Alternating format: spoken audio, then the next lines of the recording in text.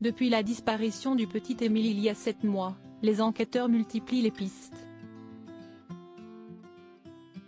D'après les informations de BFM TV, un commerçant de la commune où vit le jeune garçon a récemment été entendu. Les affaires de disparition s'accumulent ces dernières années en France et pour les enquêteurs, CST a un travail de longue haleine pour remonter le fil des événements. À l'image des disparitions de Delphine Jubilard ou encore de Lina, le petit Émile a disparu le 8 juillet 2023 et depuis, aucune nouvelle du petit garçon. Ce dernier n'a plus donné signe de vie depuis que sa famille a perdu sa trace aux abords de la maison de ses grands-parents située dans le hameau du Haut-Vernay, dans les Alpes de Haute-Provence. Toutes les hypothèses sont encore envisagées, mais la piste criminelle et l'enlèvement restent celles les plus étudiées pour l'instant. Dernièrement, un proche des grands-parents a été entendu par les enquêteurs dans le cadre de l'enquête.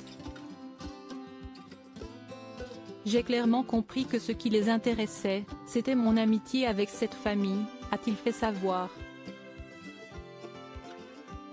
Ce dernier a été interrogé sur ce qu'il pensait de la famille, notamment des grands-parents et plus particulièrement de la personnalité du grand-père, accusé d'être très autoritaire et sévère.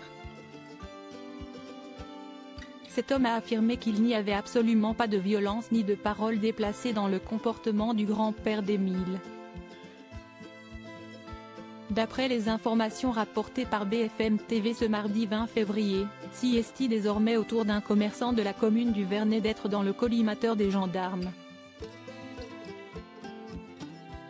Le commerçant pessimiste sur la suite de l'enquête pour retrouver Émile. D'après nos confrères, les enquêteurs ont intensifié le nombre d'interrogations ces dernières semaines et CST donc le propriétaire d'un lieu où les passages sont nombreux qui a été entendu récemment. Mon nom a été cité dans une déposition alors les gendarmes voulaient savoir pourquoi mon nom ressortait, a indiqué ce dernier à BFM TV, avant de donner son ressenti sur toute cette histoire, ma conviction depuis longtemps, CST qu'il est encore là-haut. Des propos forts de la part du commerçant concernant la disparition d'Émile, 2 ans et demi, dont l'enquête prend une autre forme depuis le début de l'année. Les enquêteurs ? J'ai l'impression qu'ils ne savent pas grand-chose, sinon, je n'aurais pas été interrogé comme d'autres ces derniers jours. J'ai vraiment l'impression qu'ils sont au niveau zéro de l'enquête, ajoute ce commerçant, plutôt pessimiste sur toute cette affaire.